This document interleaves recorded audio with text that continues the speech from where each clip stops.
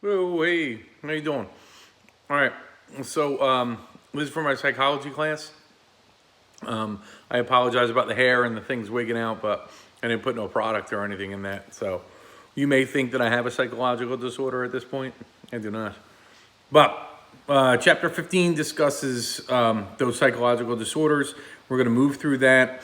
I need you guys to understand that I could see who sees the videos, and I could also see that the majority of you only spent 3 minutes and 13 seconds on the videos, and it was a 51-minute video. Dopes. So I could see these things. It's the computer age. Pay attention, would you? So we're going to talk about normal. That would probably be your normal because most of you guys did that. But we'll take it from there. So we cannot define normal. We do not know. Scientists cannot say that this is normal. What they can say is what's abnormal. And what's abnormal is when you deviate from those standard behaviors, when you deviate from the average of what is going and how society reacts to things. So I'm going to give you a couple of examples, and this will kind of tell you how people thought of things, and that this is a bit funky. There was this gentleman who was thin, good looking, Caucasian dude, not a problem in that sense. Went to school, was educated, went in for a law degree. There was involved in politics, enjoyed talking to women. That's had a normal relationship. He was with a woman who had a kid from a previous relationship. Never a problem, nothing going on. That gentleman was Ted Bundy. Ted Bundy was a serial rapist and murderer. So he committed atrocities against women. It was unbelievable the things that he did, and I'm personally a believer that when he traveled the states, because he was from up in the Washington state area, up in that area, and he traveled down to Florida, they didn't find him until he was in Florida. He traveled through a lot of other states, and there was like 40 days that they have him unaccounted for. I know that he killed people during that time, and they just don't know. They don't know where those people are. They never found those bodies, anything like that. He could not control that. He was obsessed. We'll get into obsessive compulsive later on, but he was definitely obsessed. So by the standard of what we're looking at, he would appear to be a normal human. He would appear to be a normal, average guy.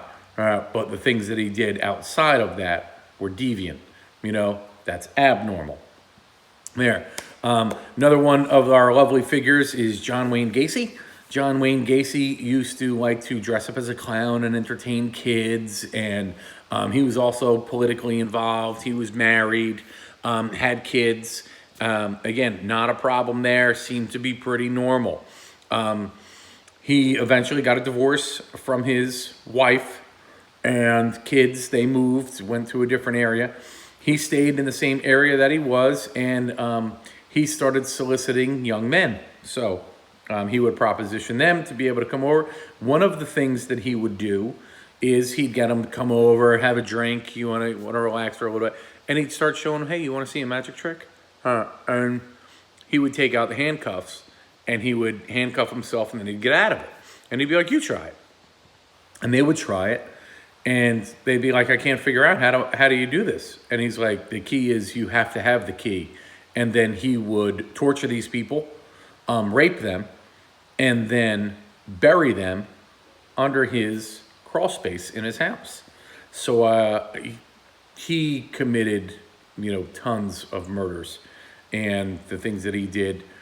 And I think they found 20 some odd bodies underneath his house. So he was, doing this for quite some time, but again, by standard behavior, the community thought he was absolutely wonderful and he was a great guy, but he was actually a sociopath. Again, he was a murderer, like I said. So horrible, horrible things that we see through some of these people. And the other one, if we want to go over that one, is Jeffrey Dahmer. Jeffrey Dahmer was a thin man, kept to himself, Chicago area in that way.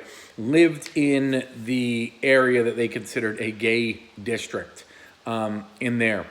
So Jeffrey Dahmer, not only would he attack and kill some of his boyfriends that would come over, that's what he also would eat them. So they found in his refrigerator or freezer, they found a head, they found part of a torso, they found an arm, things to that extent. He told his neighbors that he was having a problem with his electric, and that his refrigerator went and they were starting to get stink on things. So his neighbors were bringing him ice and things to that extent, so this way he could keep the bodies cold. Dahmer was literally off, the market completely. He was nuts. But what people thought in everyday life was, hey, he's a nice young man, he doesn't bother anybody, blah, blah, blah. So crazy things can occur in society. You can see all this stuff on Netflix or anything like that. You can look up these guys. The cases are really incredible to be able to check out. So you can look at that, check out some of those stories there. So we know what is abnormal by defining something that we can't define, which is normal. Very interesting. You need to be able to look at some of those things to be able to understand it. The medical perspective says that usually is linked between biological factors. So they're saying that there's something else going on. There could be a chemical imbalance or anything to that extent, and that's why they're off. A psychoanalytical perspective is going to say that you have unresolved childhood trauma. So all the Freud stuff that we talked about in chapter 13, you're going on that side of things. Behavioral perspective is going to analyze how an individual has learned and observed those circumstances in which things are displayed. So that's what causes the abnormality in that sense. And that's kind of a learned behavior that they understood.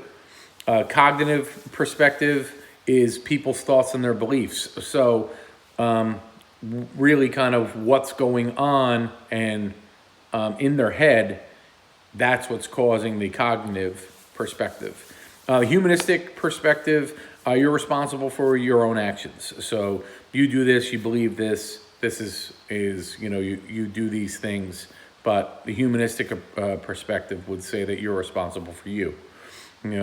Sociocultural will say that society and culture have shaped your behavior.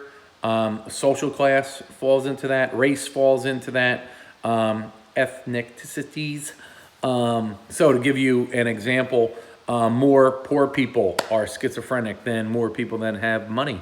So interesting. If you're poor, you have a better chance of being schizophrenic. If you're rich, you're probably going to be okay. There's a good chart on page 493 to be able to explain some of those things. So you do want to be able to check that out. The big book that you want to check out, which is really cool, is the DSM. And right now they're on the DSM-5. So the DSM is the Diagnostic Statistical Manual of Mental Disorders. That's updated about every 8 to 10 years. So they're coming up on the next one because the last one, DSM-5, was done in 2013. Like I said, that's on page 494 to be able to check out some more of that. You're going to go through and we'll talk about so anxiety disorder. So where your anxiety inside starts rising and there's not a cause for it. You don't know what's going on and why you're having that anxiety. A panic disorder is you're really looking at things from the perspective of that there is a pending and unavoidable doom that's going to happen and you're freaking out because of that. But again, this is usually not it just kind of pops out of nowhere. But you get these unbelievable fears, being able to go. A generalized anxiety disorder is kind of all over the board on that. You get anxiety from a lot of different areas, again, unprovoked. This is very, very common in today's society. This is extremely overdiagnosed by different physicians. OCD. OCD is obsessive compulsive disorder. A obsessive compulsive disorder, when you have that, you have obsessions which they must be carried out, and then the compulsion is pretty much an itch that you cannot scratch. Like, you have to be able to go after it, but it's kind of freaking you out. You have to be able to go get it, but it's you're never satisfying that need. So an easy example of obsessive compulsive disorder is if you see somebody that has to check the lock on their door when they go to leave their house. That's what I mean. They lock the door, and then they walk away, and then they come back and they check it again, or they put the key back in and they go. And they'll do this multiple times. They'll do this like 3 and 4 times in a row. So they'll go back and forth with something like this to be able to do this numerous times. We start moving into somatic symptom disorders. So a somatic symptom disorder is in a physical form there, but there's no real medical issue for it. So you could have something like an illness anxiety disorder. These people always think that they're sick that way. Any ache and pain that they feel inside their body is a disease or something that's coming on. It is, they feel this, they may have an ache or a pain. That's not false, but they attribute it to a disease, which is not accurate. And a lot of times this is misinterpreted in the brain. So they're getting cross signals, in that say. A conversion disorder means that you can't move an arm or a leg, so an appendage or something like that. Like, you can't move it, but there's no real reason why you can't move that.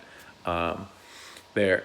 A dissociative disorder is pretty much to go back to personality disorders. So you may have multiple personalities or anything to that extent. On that side of dissociative disorder, you're seeing different behaviors are coming out. For the movie Split, there, where a lot of you saw that, it's a dissociative identity disorder. That's where he had multiples that were going on. Like, some of these people will carry different prescription glasses with them because that personality may have nearsightedness and the other personality may have farsightedness. It could be that you could identify as a male or a woman. So you saw that in Split. You saw that how he changed in different personalities. He went with Hedworth. It was like a kid, but was very, very important. And then you understand where the trauma comes from in there. Trauma happened because his father was killed, and then his mother did horrible things to him. So he created these other personalities to be able to counter some of that. And there was male and females in there. There was children in there, So that's what I mean. It goes through in different manners. That's an awesome movie, and it's a trilogy, so you should watch all 3 of them. But a dissociative amnesia, that is people having kind of those different personalities and things, but they don't remember, when the different personalities in, they don't remember, they don't have those memories. So that person has those specific memories to be able to go with that. It did happen. They did experience things, the memory's in there, but they can't recall it. So it's kind of funky the way that lays out. But there's some difficult stuff in there. A mood disorder. Mood disorders are disturbances in your emotional experiences, When you're looking at that, you're looking at a major depressive disorder, which is really, really tough. A lot of people suffer from depression, and it is undiagnosed. These people feel useless. They feel worthless. They are lonely. That's what I mean. They often feel bouts of hopelessness. So there's nothing that can help them and nothing that's going through. So a bit difficult. You can look on page 504. Page 504, there's a chart and there's a video underneath that to be able to represent that. It's pretty good, you know. So look at that. Bipolar disorder, you go from your highs and your lows. So that's what I mean. Beforehand, it was really considered manic depression, and you would go up and down, you know. That's what I mean. But they flipped it over. It's bipolar disorder. There are two different versions of bipolar disorder. Bipolar 1 and 2, 1 being the most extreme, 2 being not as extreme. But you still have these high highs and these low lows. These people will also go through these high highs where you'll see a spending spree. You'll see that these people are, you know, have a lot of energy, a lot of activity, want to do this, very, very, oh my God, this is great, this is great, this is great. And then they come down, and when they come down, they go very down, and nothing's worth it. I don't want to be around this. I just want to be left alone. I'm very isolated. So it's very, very difficult. That's what I mean. Tough avenue to be able to travel with bipolar on that side. Like I said, very, very difficult. And then we're going to start looking into schizophrenia. Schizophrenia is a severe disturbances in reality. So, I mean, you really start disconnecting with schizophrenia. You have delusions in there. So you may think that somebody else is talking to you, or you may be super paranoid think that people are talking about you, or people are conspiring against you, things to that extent. You see a lot of that. That's tough. A lot of homeless people. More than 25% of those that are homeless are identified with schizophrenia. So there's some severe mental disorders that are there, and these people kind of isolate themselves and push themselves out, or they may be pushed out by society as well. But a lot of those people that are living on the streets are legit. You know, they have a real disorder. You know, so you need to be able to understand these things. So what I want you to do is watch this whole video, and I want you to be able to contact me and let me know whether or not you could watch the movie Misery. This is a great movie, and you will then analyze the main character of the movie and tell me what's going on with her, because she is crazy. So I'll give you that much. I won't tell you many other things about that. It is an awesome movie. Tell me if you can get that. If not, I can probably get you a copy. So I have it, and I can get it over to you. My psychology class. Best wishes. I hope you're all staying safe. I hope everybody's being okay. I definitely was able to cut this video down a whole lot more than the other one. Watch the video, though. Stop driving me crazy. Go Miami. I'll talk to you guys later.